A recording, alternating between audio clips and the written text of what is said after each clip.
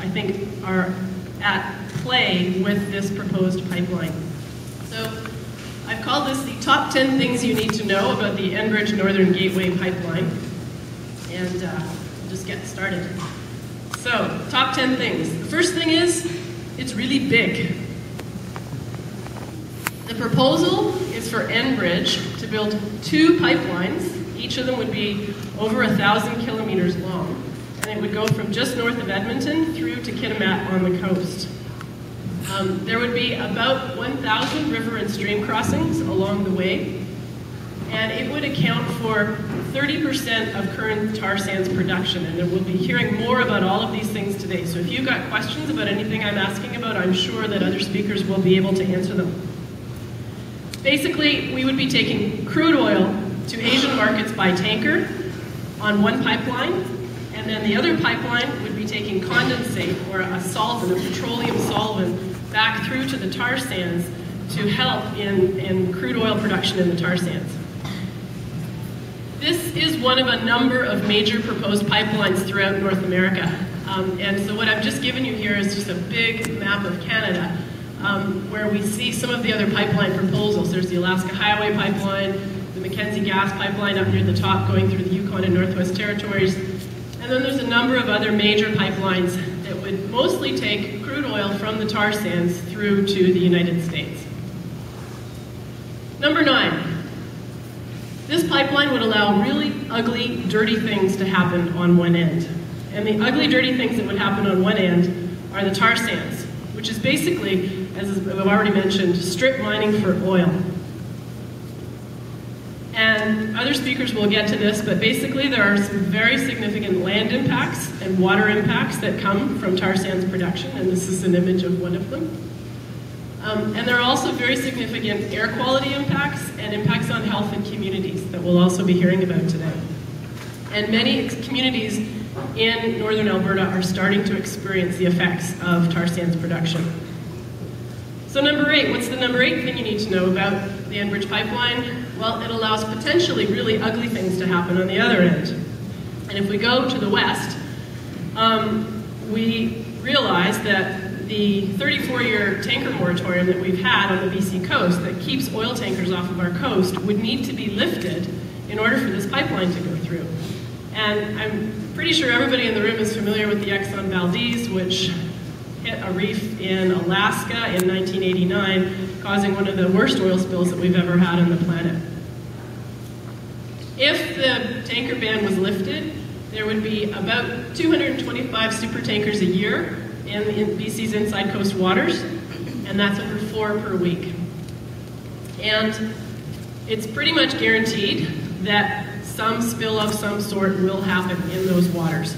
And I think one of the questions we'll be looking at today in more detail is that going to be worth the risk? Is the BC inside coast worth the risk? And there's a lot of communities here that are dependent upon the bounty of the coast to make a living and to meet traditional needs. Number 7 thing that you need to know about the pipeline, and I'm sticking with my theme here, which is there's going to be ugly, dirty things in the middle too. So not only are we going to have ugly, dirty things at the other end, but there's going to be ugly, dirty things in the middle.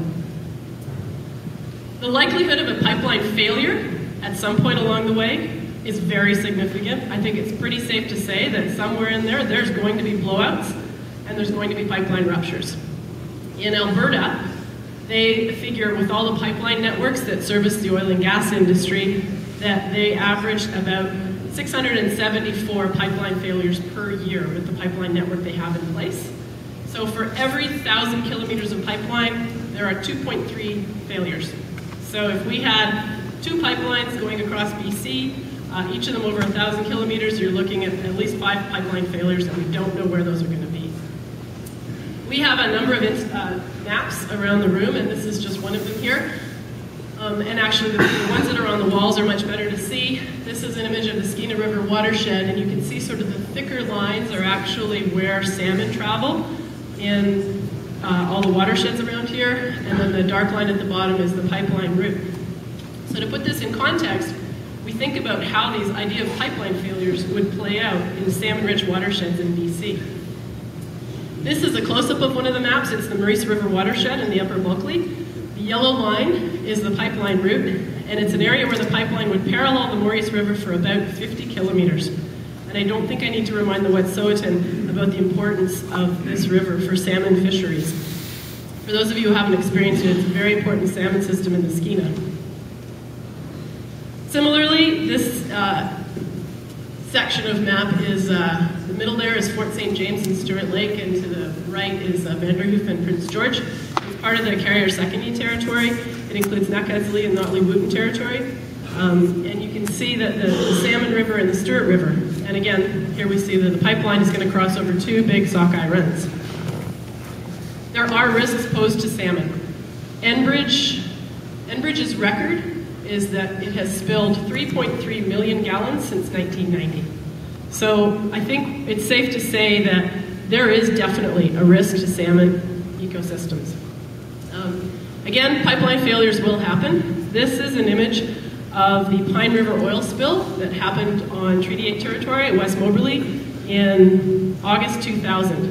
And this spill, it was a pipeline blowout. There were 1 million liters of crude oil spilled into Northeast BC's Pine River. The oil slick at one point was reported to be 21 kilometers long.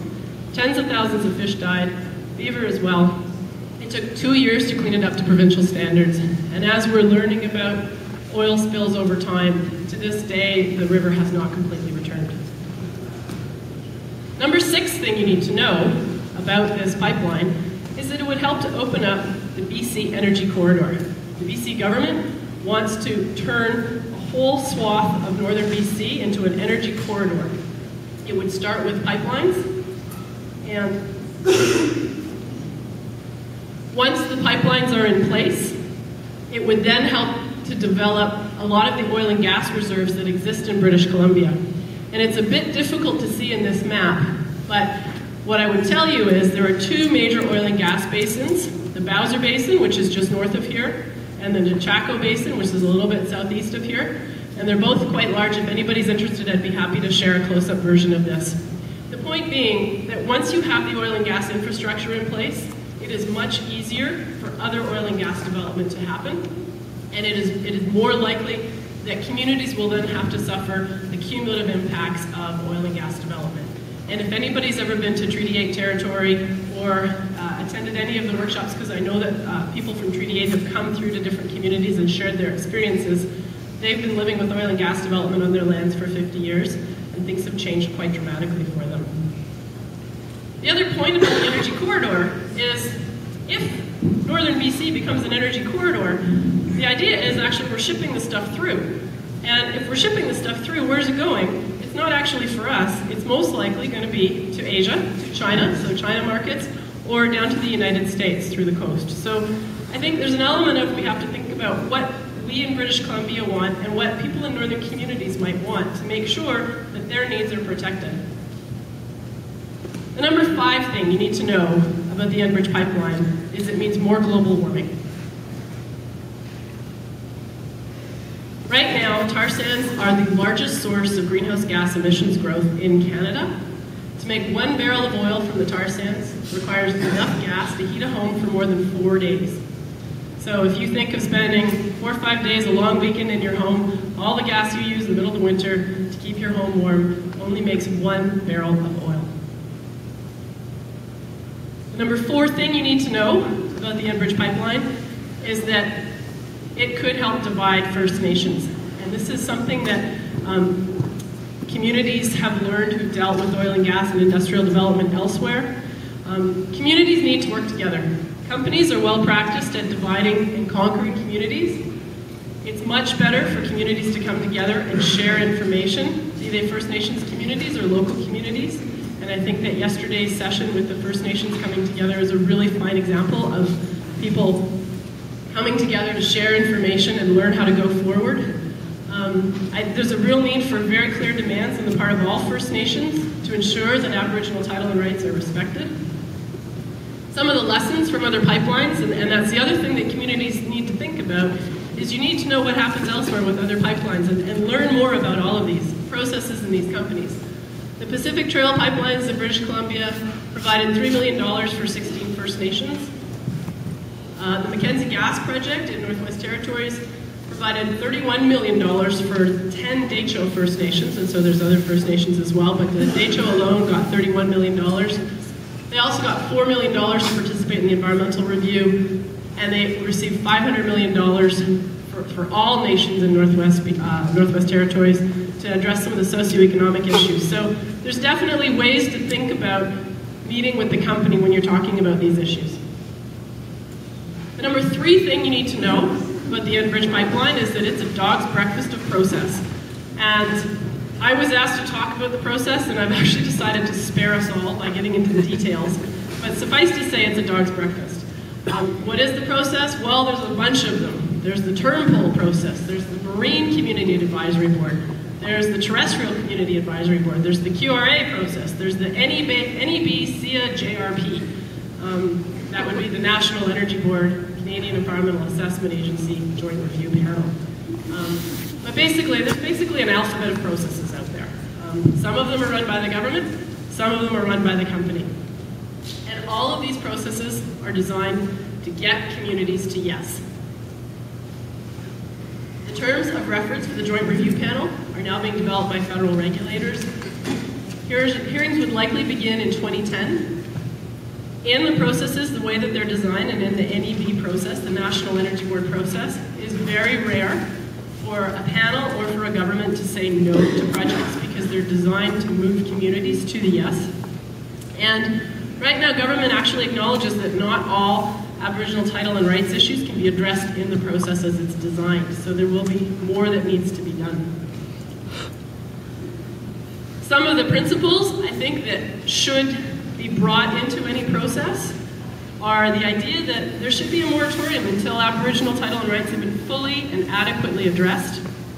There should be some sort of a public inquiry or a process that meets the needs of communities that responds to northern community concerns, and that there are impacts on the coast and tar sands and climate that need to be fully considered, because right now they're not fully considered in the process as it's designed. So the number 2 thing you need to know about the Enbridge pipeline is that none of these processes get at the core issues. They get at pipeline impacts along the way, they get at various things, but in a really big picture sense, there are a bunch of core issues that need to be addressed. And the core issues are the things that are going to matter to all of us in the next 20, 50 years. They're the things that matter, as David mentioned, to our communities and to our children and to the next generations. And these issues are the risk of a tanker spill on the coast, in this top picture, which is the Enbridge pipeline, or which is not the Enbridge pipeline, it's the Exxon Valdez. The other issue that needs to be addressed is tar sands expansion, and this is an image of one of the tar sands plants. It's difficult to see. And the third issue that needs to be addressed is global warming. And I've taken the polar bear here because I actually think at this point in time, polar bears are pretty symbolic of the fact that we are experiencing climate change. It is going to get worse unless and until we do something about it, and it's something that we cannot lose sight of when we're talking about these issues.